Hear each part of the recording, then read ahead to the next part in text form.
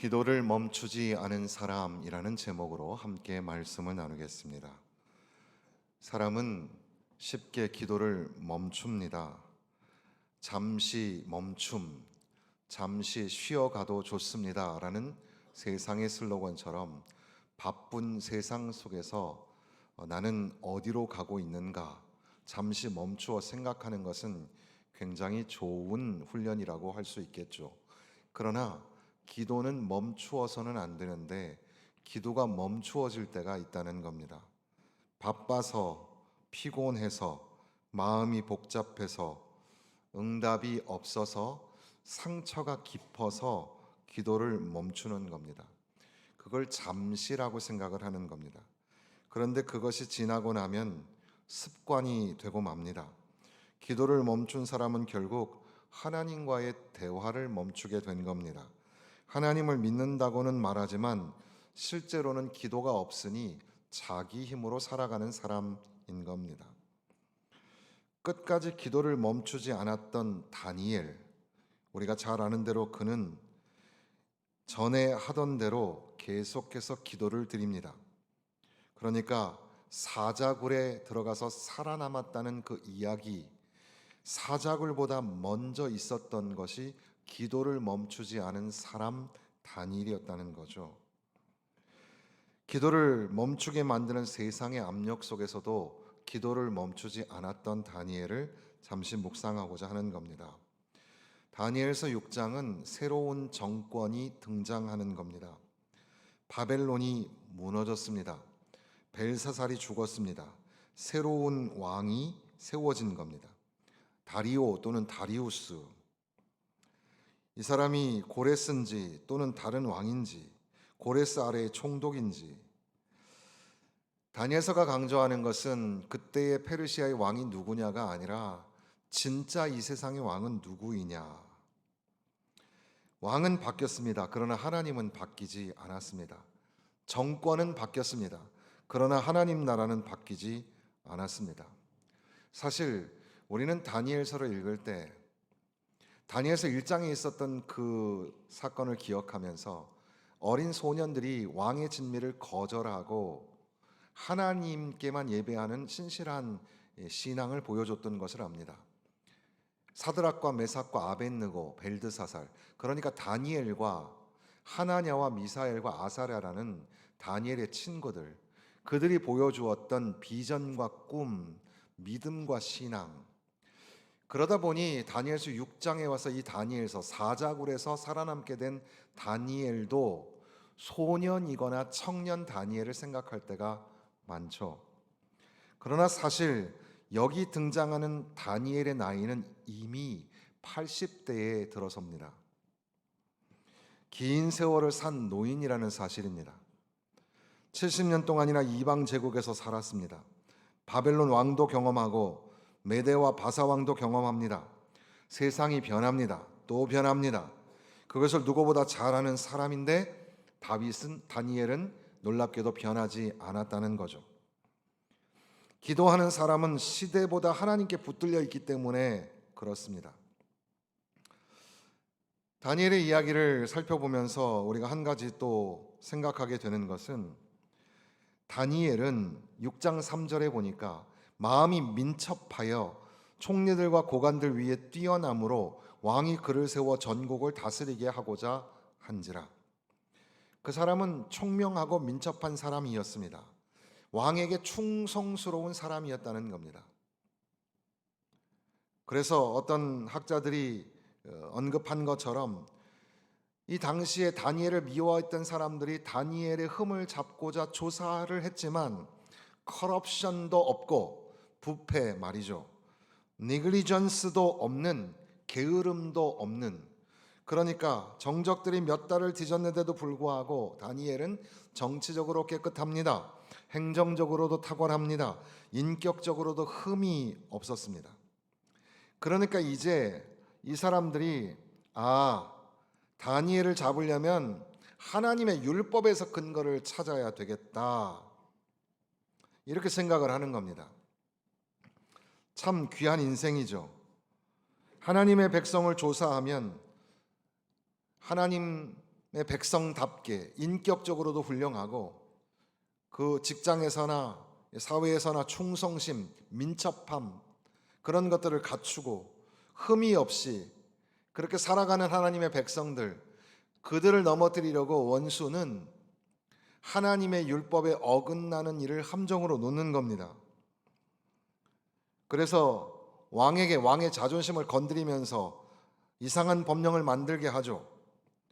왕이시여 왕에게 30일 동안 왕께만 절하게 하는 그런 법을 만드십시오. 만약에 왕께 절하지 아니하면 사자굴에 던져서 죽게 해야 합니다.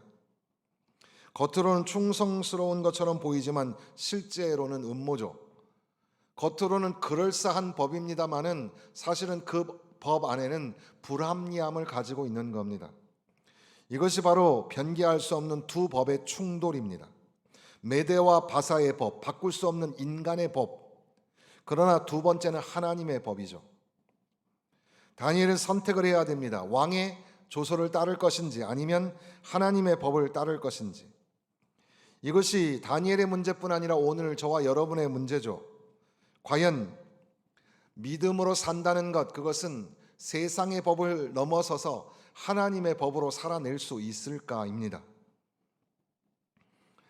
다니엘은 이 조서에 왕의 도장이 찍힌 것을 알고도 라고 기록합니다.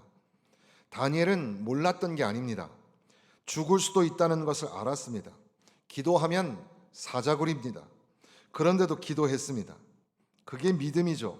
믿음은 위험을 모르는 무식함 또는 순진함 그런 게 아닙니다.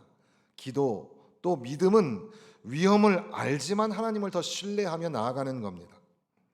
그러면서 중요한 말이 전에 하던 대로. 다니엘은 갑자기 특별 기도를 하지 않았습니다. 갑자기 금식기도, 갑자기 철야기도 하는 게 아닙니다. 평소 하던 대로 했다는 겁니다. 여기 전에 하던 대로라는 말, 우리가 성경은 상식적으로 구약 성경은 히브리어로 기록되고 또 신약 성경은 그리스어, 헬라어로 기록되었다고 하는데 성경의 아주 작은 부분은 그 두 언어가 아니라 또 다른 언어, 아람어로 기록된 부분이 있습니다. 이 다니엘서의 2장에서 7장 사이의 이 내용이 아람어로 기록이 되어 있습니다. 그러니까 전에 하던 대로라는 단어를 우리가 아람어로 분석을 해야 되는 거가 되는 거죠. 굉장히 어려운 언어라 저도 잘 모릅니다. 그래서 주석을 살펴보니 민 가드마트 데나라는 말이 전에 하던 대로, 민이 뭐뭐로부터 from이란 뜻이고 가드마트가 former time 앞선 시간, 데나가 before this 이것이란 뜻이랍니다. 이 일 이전부터, 예전부터, 그전과 같이 이런 위기 이전부터 지속적으로 해오던 습관적 행위, 이런 의미를 담는다는 거죠. 영어 성경도 다 번역본이지 않겠습니까? 영어는 우리 한글보다도 번역본이 훨씬 많은데 ESV 같은 경우는 He had done previously, NASB도 He had been doing previously, previously라는 이전에라는 부사를 쓰면서 전에부터 반복되어 온 행위를 보여줍니다. NIV 성경 같은 경우는 He had done before라는 단순한 쉬운 단어가 들어가 있지만 이것이 강조하는 것은 이전에 비해서 조금도 바뀌지 않았다, 이전과 같이 했다는 것을 강조하는 뉘앙스가 영어에는 담겨져 있는 겁니다. 킹 제임스 버전 같은 경우에는 그 단어 대신에 aforetime이라고 해서 long before, 오랜 습관이라는 것을 강조하는 것처럼 보입니다.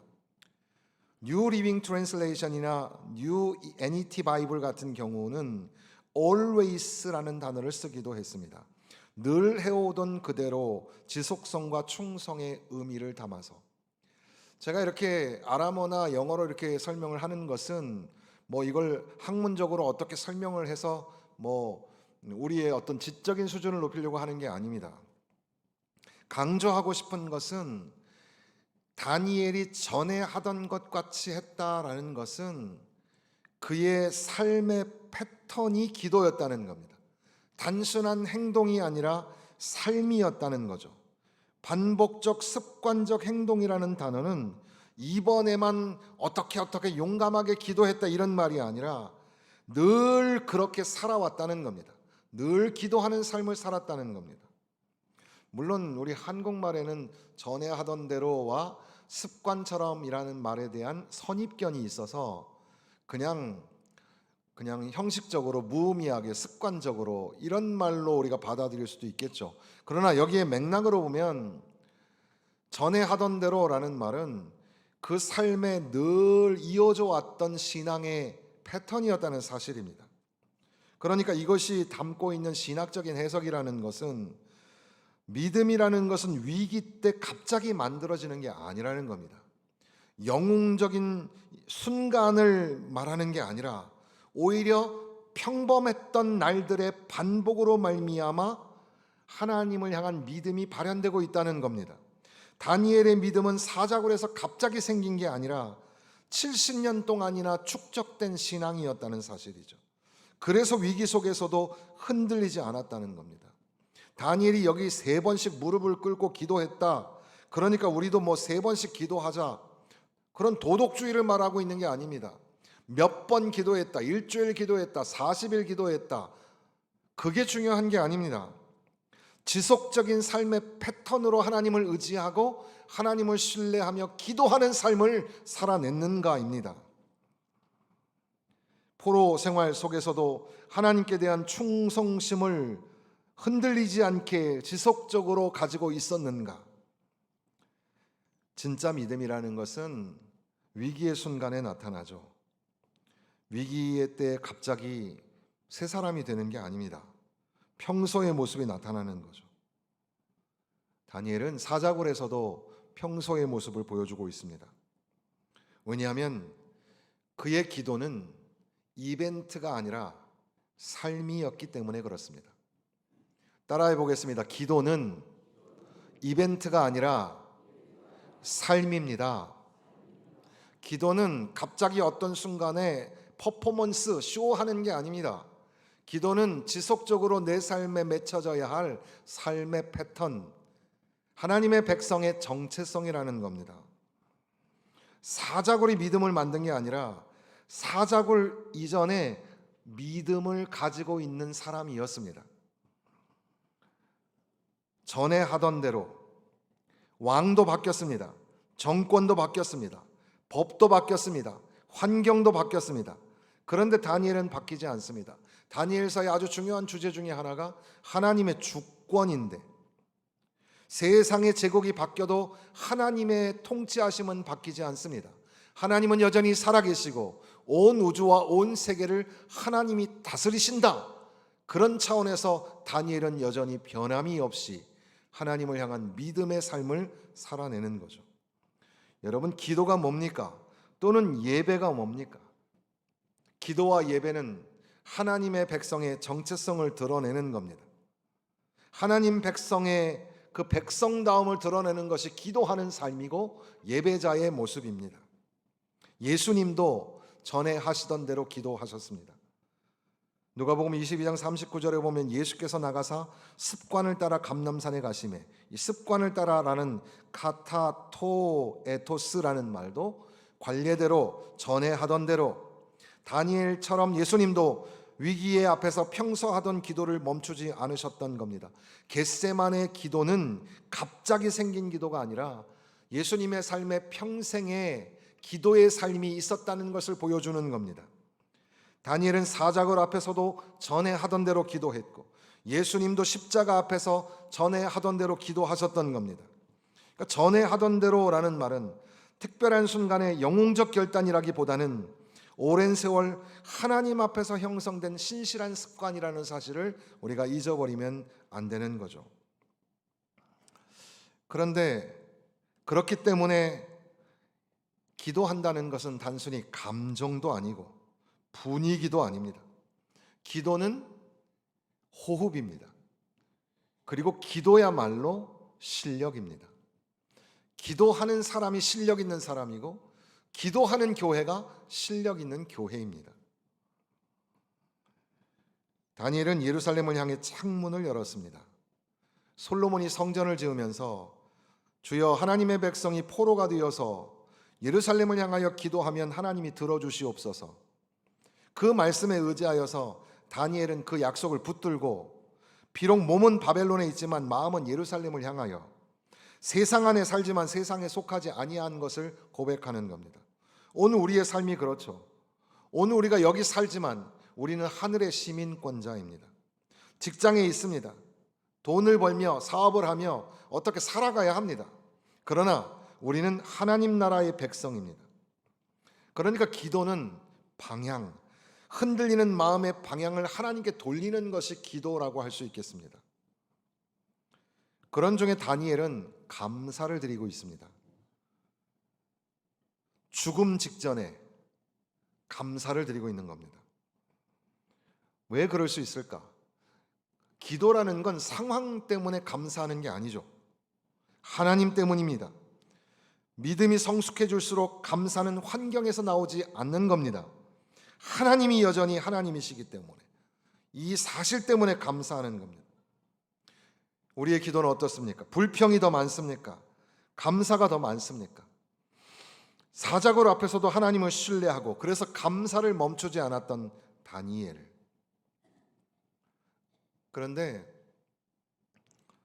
이렇게 하나님을 향한 그 믿음의 지속성을 가지고 신실하게 기도했던 다니엘.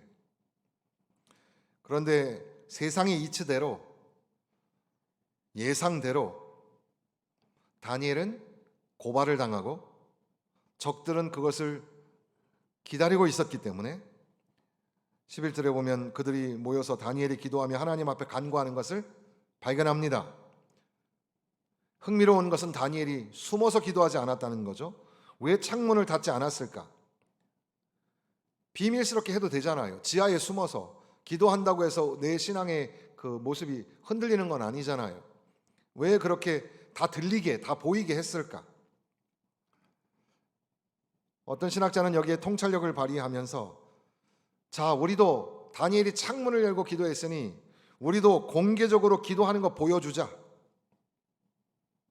그런 게 아닙니다. 다니엘은 그저 전에 하던 대로 기도했을 뿐입니다. 멋있는 쇼를 하려고 한 게 아닙니다. 평소의 신앙을 포기하지 않은 거죠. 여러분, 기도를 남에게 보이려고 하는 게 아닙니다. 사람들 앞에 쇼로 하는 게 아닙니다.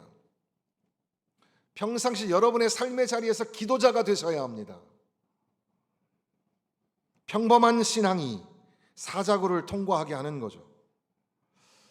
그런데 결국 다니엘은 그러한 신실한 신앙의 모습 때문에 사자굴에 들어가게 되죠. 우리는 오해합니다. 종종 기도하면 일이 잘 될 거다,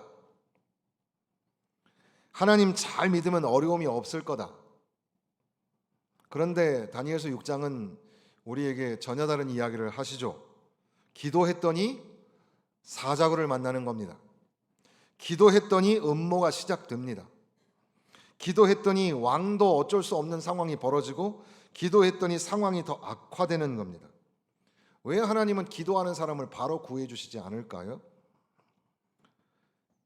하나님은 때로는 초자연적으로 기적을 베푸셔서 구원하시기도 하지만, 그러나 대부분의 성경의 경우에 하나님은 믿음으로 살려고 하는 사람에게 환난이 닥치는 것을 보여줍니다. 그러나 거기에 아주 중요한 메시지가 있습니다. 바로 그곳에 하나님이 계신다는 것과 하나님은 여전히 그들을 붙잡고 계신다는 것을 강력하게 선포하고 계시는 겁니다. 하나님은 다니엘이 사자굴에 들어가기 전에 조소를 막지도 않았습니다. 왕의 마음을 바꾸지도 않으셨습니다. 적들의 입을 막지도 아니하셨습니다. 오히려 하나님은 침묵하시는 것처럼 보이죠. 우리도 그렇죠. 기도했는데 병이 계속됩니다. 기도했는데 관계는 회복되지 않습니다. 기도했는데 문제가 해결되지 않습니다. 하나님이 계시지 않은 것 같습니다. 하나님의 침묵, 하나님의 부재. 그러나 하나님은 다니엘과 항상 함께 계셨고, 사자굴 속에서도 하나님은 그곳에 계셨다는 사실입니다. 우리가 아직 보지 못했을 뿐이죠. 다니엘서의 이 중요한 주제를 이야기로 만들어 가면서 여기에 독특한 에피소드가 하나 담겨져 있는 것을 봅니다. 다리오라는 왕입니다. 다리우스 또는 다리오. 이 왕이 다니엘을 사랑했다는 겁니다. 사랑하는 다니엘. 다니엘을 사랑하여 그를 고관에 높은 지위에 올리려고 했다는 거죠. 그런데 지금 상황이 이렇게 돼버렸습니다. 그래서 6장 14절에 보면 왕이 이 말을 듣고 그로 말미암아 심히 근심하여 다니엘을 구원하려고 마음을 쓰며 그를 건져내려고 힘을 다하다가 해가 질 때에 이르렀더라. 왕이 다니엘을 구해보려고 열심히 노력을 합니다.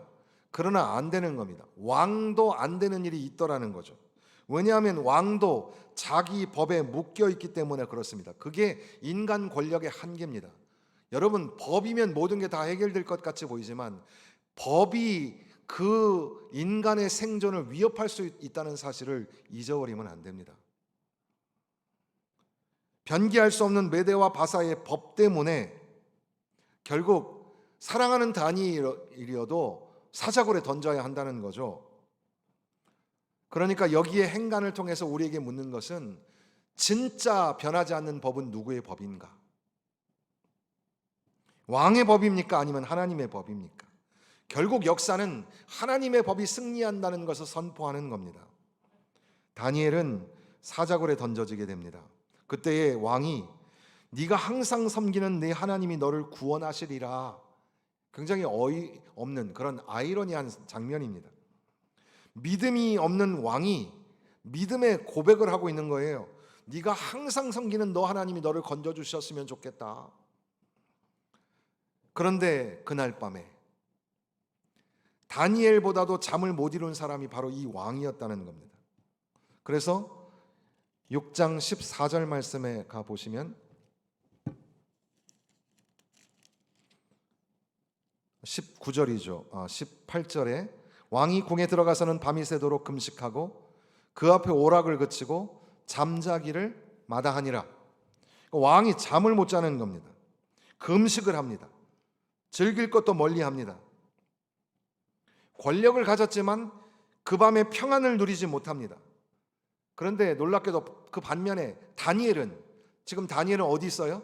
사자굴에 있습니다. 사자굴에 있음에도 불구하고 평안을 누립니다. 왜 그렇습니까? 하나님이 함께 계시기 때문입니다. 환경 때문에 평안을 얻는 게 아닙니다.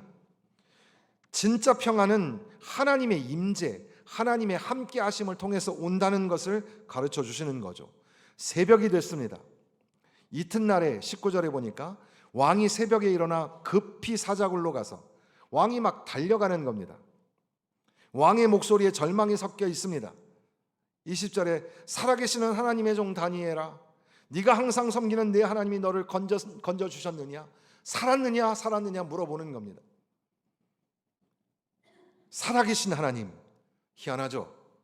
하나님을 믿지 아니하는 이방 나라의 왕이 살아계시는 하나님, 이게 바로 다니엘서의 아주 중요한 메시지입니다. 바벨론 세계 속에서도 하나님은 살아계시고 하나님은 우주와 세계를 통치하신다는 사실을 가르쳐 주시는 겁니다. 바벨론의 신들은 수많은 신들이 있었지만 그들은 다 우상이었고 그것은 죽은 신이었습니다. 그런데 이 다리오 왕은 살아계신 하나님의 종 다니엘아, 그 살아계신 하나님, 네가 섬기는 하나님이 너를 살려주셨느냐? 그때에 굴 속에서 목소리가 들립니다. 왕이여, 원하건대 왕은 만수무강하옵소서. 다니엘이 살아있었던 겁니다. 밤새 사자와 함께 있었던 다니엘이 오히려 왕을, 전전긍긍 잠 못 이뤘던 왕을 위로하는 장면이 나오는 겁니다. 이게 어떻게 가능합니까? 하나님이 천사를 보내서 사자의 입을 봉하셔서 오히려 다니엘이 하나님과 함께함으로 평안을 누리고 왕을 위로하는 겁니다. 이 사건에서 우리가 놓치지 말아야 될 것은 다니엘의 믿음. 다니엘은 기도를 하는 사람이었구나. 흔들림이 없는 기도의 사람이었구나. 다니엘이 기도를 잘하니까, 기도 잘하니까 사자굴에서 살아났구나. 여러분, 우리도 기도 잘하면 사자굴에서도 살아납니다. 그런 메시지일까? 사실은 그게 아니라 하나님이 구원하신다. 하나님이 보호하여 주신다. 하나님이 원수들이 내 생명을 빼앗으려고 하여도 하나님이 생명싸개가 되셔서 나를 붙드시고 나와 함께 계신다. 하나님이 천사를 보내셨고 하나님이 사자의 입을 닫으셨고 하나님이 죽음을 멈추게 하셨고 하나님이 혼돈을 잠잠케 하셨다는 것. 그러니까 단순한 기적의 이야기, 기도를 통해서 기적을 만났다는 그런 이야기가 아니라 하나님은 하나님의 백성을 절대로 포기하지 않으신다는 그런 메시지입니다. 후대 포로 백성들에게 이 말씀들이 익혀질 때마다 그렇구나, 하나님이 우리를 포기하지 않으시는구나. 오늘 저와 여러분에게도 말씀하시는 겁니다. 너희가 지금 사자굴 같은 세상 속에 살지만 그러나 하나님은 너희를 잊지 않으신다. 충격적인 장면이 이어지는데 다니엘을 고발했던 자들이 같은 사자굴에 던져집니다. 그리고 강력한 표현을 써서 그들이 바닥에 닿기도 전에 사자들이 그들을 찢어버렸다고 합니다. 이것을 소위 신학적인 용어로는 poetic justice라고 합니다. 직역하면 시적 정의라고 할 수 있겠죠. 이게 뭐냐면 요셉의 이야기, 극적인 이야기, 또는 에스더 모르드게 이야기 아십니까? 거기에 나오는 극적인 장면, 하만이 모르드게를 죽이려고 했던 그 장소에 오히려 하만이 걸려서 죽게 되는 장면, 그게 극적인 장면인데 성경에는 이런 극적인 하나님의 정의가 나타난다는 겁니다. 하나님이 침묵하시는 것처럼 보이고 늦게 일하시는 것처럼 보여도 하나님의 정의는 결코 헛되지 않는다는 사실을 가르쳐 주시는 겁니다. 악이 영원하지 않습니다. 하나님의 때가 반드시 있습니다. 하나님의 정의는 반드시 심판으로 나타나는 겁니다. 다니엘서 6장의 마지막은 놀라운 반전의 조서가 나오죠. 처음에 금령을 선포했을 때는 왕에게 절하지 아니하면 사자굴에 던진다, 뭐 그런 이야기였는데 이제 이 왕이, 그 똑같은 왕이 다른 조서를 선포합니다. 내 나라 관할 안에 있는 사람들은 다 다니엘의 하나님 앞에서 떨며 두려워할지니 그분은 살아계시는 하나님이시요 영원히 변하지 아니하시는 분이시라. 희한하죠. 이방의 왕이, 하나님을 믿지 아니하는 이방 나라의 왕이 신앙 고백 수준의 선언을 하는 겁니다. 살아계신 하나님, 멸망하지 아니하는 하나님의 나라, 끝나지 아니하시는 하나님의 통치, 하나님은 구원자가 되신다. 결국 다니엘의 이야기는 다니엘이 주인공이 아니라 하나님의 이야기입니다. 다니엘이 높아지는 이야기가 아니라 하나님이 드러나는 이야기입니다. 기도를 멈추지 않았던, 하나님을 신뢰하며 의지하며 그렇게 삶의 정체성으로 하나님께 기도했던 다니엘, 하나님께서는 그 다니엘을 통해서 이 제국의 왕을 흔들어 놓으셨다는 사실입니다. 여기서 우리가 한 가지 더 생각하게 되는 것은 왜 하나님은 굳이 다니엘을 사자굴에 던지셨을까? 그 전에 막으실 수도 있었을 텐데, 조소를 무효화하거나 적들을 제거하실 수도 있었는데 하나님은 다니엘을 사자굴에 던지셨다. 그래서 어떤 학자들은 이것이 symbolic significance, 상징적인 기호 같은 의미가 있는데 하나님이 어떻게 자기 백성을 지키시는지를 보여주는 표지라는 겁니다. 단순히 사자굴에서 살아나오는 사건이 아니라, 여러분 생각해 보십시오. 돌로 입구가 막혀 있습니다. 왕의 인장이 찍혀 있습니다. 사형. 밤이 지나갑니다. 새벽이 됐습니다. 분명히 그 굴 안에서 죽어야 하는데 죽은 줄 알았던 다니엘이 살아납니다. 어디서 많이 본 것 같은 그림이지 않습니까? 예수님도 돌문으로 막힌 무덤 안에 계셨습니다. 권력이 봉인을 했습니다. 사람들은 이제 다 끝났다고 생각했습니다. 그런데 셋째 날 아침 무덤이 열립니다. 죽음이 끝이 아니었습니다. 주님이 살아나셨습니다. 다니엘은 어떻게 보면 작은 그림자였고 예수님이 완전한 실체인 것처럼 보입니다. 다니엘은 사자굴에서 살아났지만 예수님은 실제 죽음을 통과하셨습니다.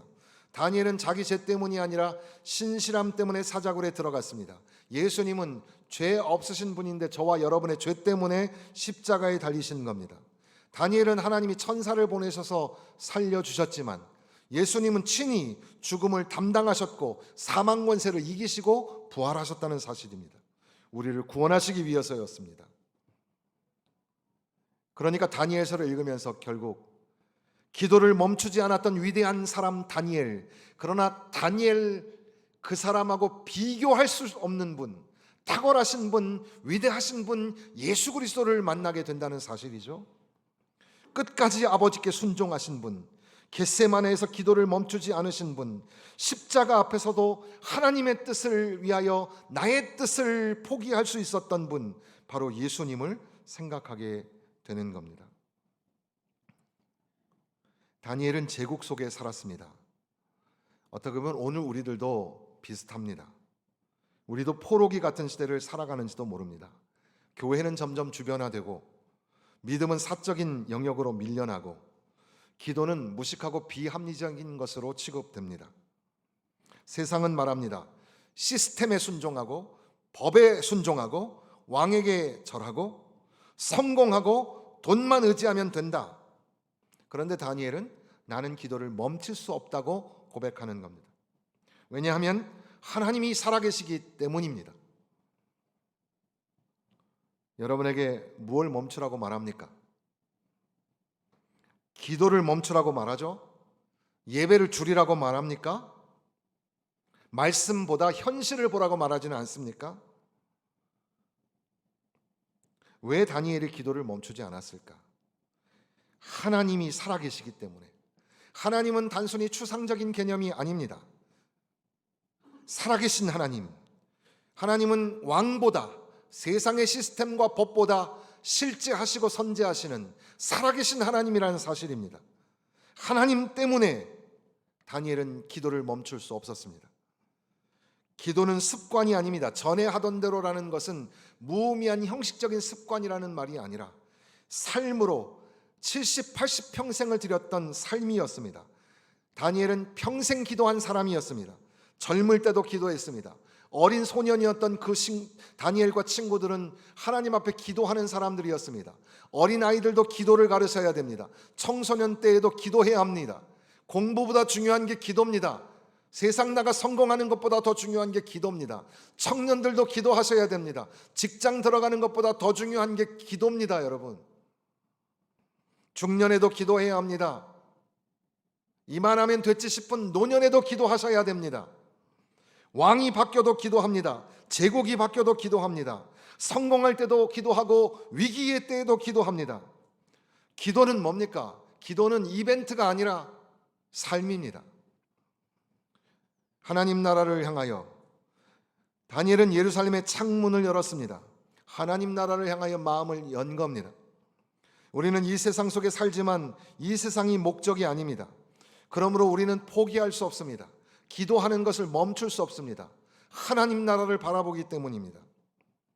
어떤 학자는 다니엘의 이 기도의 모습이 화려함이 아니라는 것을 표현하기 위하여서 다니엘을 Family Sedan of Faith라고 했는데, 믿음의 Family Sedan, 그러니까 영어 표현으로 말하면 그저 그런 자동차 이런 뜻입니다. 그러니까 다니엘은 아주 멋들어진 페라리가 아니었다는 거예요. 화려하지도 않았고 눈에 띄는 스타도 아니었습니다. 그냥 그저 평범한 사람, 그러나 신실한 사람, 끝까지 변함이 없는 사람, 무너지지 않는 사람, 70년의 포로 생활 속에서도 변하지 않는 사람, 눈에 띄는 부흥도 없습니다. 뭔가 새롭게 되는 것도 없이 여전히 포로 생활 중에 있습니다. 그럼에도 불구하고 다니엘은 기도를 멈추지 않았습니다. 80세의 노인이 되었음에도 불구하고 멈추지 않았습니다. 죽음이 코앞에 있음에도 불구하고 멈추지 않았습니다. 너는 왜 기도를 멈추느냐? 주님이 물으실 때 상처 때문이죠. 실망했어요. 아유, 기도해도 응답이 없잖아요. 나는 너무 바빠요. 여러분, 바쁘기 때문에 기도해야 합니다. 제가 아는 어떤 집사님이 계셨는데, 그분이 여러분도 경험하신 것처럼 IMF 때 사업이 망하게 됩니다. 완전히 망합니다. 세상 말로 길거리에 나앉게 된 거죠. 사업도 송두리째 뺏겼을 뿐 아니라 담보 잡혔던 집도 다 날아가게 되고, 정말 말 그대로 햇빛과 비를 가릴 수 있는 처마, 작은 벽만 있으면 좋겠다는 생각을 갖는 겁니다. 자라나는 자녀들, 일남 이녀의 자녀들이 있는데 그 자녀들을 어떻게 키울까? 가진 것이 하나도 없고 아무것도 할 수 없는 상황이 벌어졌습니다. 그때 그 전부터 있었지만 그때 한국 사회에 노숙자가 엄청나게 늘어나지 않았습니까? 그런데 이분은 교회를 떠나지 않고 하나님 앞에 기도를 드렸습니다. 할 수 있는 게 아무것도 없었어요. 하나님 앞에 기도합니다. 낮에도 슬그머니 교회에 와서 기도하고 밤에도 기도합니다. 부인 되시는 권사님도 마찬가지. 교회 와서 기도하고 기도원 가서 기도하고 새벽 예배 성도들이 다 가고 나면 혼자 앉아서 통곡을 하면서 기도하는 겁니다. 하나님밖에는 의지할 곳이 없어서 기도합니다. 하나님은 다 끝난 것 같은 그분들의 인생에 놀라운 은혜를 허락하여 주셔서 지금은 천호동의 좋은 아파트에 사시고, 자녀들도 첫째 딸은 교수님이 되고 둘째 딸도 음악 연주자가 되고, 아들은 훌륭한 그런 직장인이 되고, 또 좋은 믿음 좋은 집안의 딸을 또 며느리로 얻게 되었습니다. 그 며느리와 그 막내 아들을 제가 가르쳤었는데 이분은 장로님이 되셨고 믿음의 귀한 모델이 되어 주셨습니다. 그런데 이분들의 이야기 끝에 이분들이 이렇게 성공하게 된 것은 이분들이 기도를 멈추지 않았고 기도를 열심히 했기 때문이다. 기도를 잘하면 되겠구나, 이런 말씀 드리려고 하는 게 아닙니다. 그분들과 함께 나누는 은혜의 고백 시간 중에 그분들이 남긴 말이 기억이 됩니다. 그분들은 하나님은 전에도 계셨고, 그런데 하나님은 우리가 말할 수 없는 환난의 과정 속에도 여전히 계셨고 지금도 하나님은 계신다. 내가 기도를 열심히 했기 때문에 이렇게 회복된 게 아니라 하나님은 변함이 없으시고 하나님의 신실하심 때문에 오늘 여기까지 오게 되었다는 겁니다. 사랑하는 성도 여러분, 기도를 멈추지 마십시오. 기도는 삶입니다. 기도는 충성스러운 하나님의 백성의 정체성입니다. 사자굴 속에 있어도 하나님이 함께 계시면 살아나게 됩니다. 하나님을 신뢰하며 하나님을 의지하는 기도하는 사람, 하나님 앞에 나아가 신실하게 예배하는 사람, 바로 그런 교회, 그런 성도 되시기를 주님의 이름으로 축원합니다.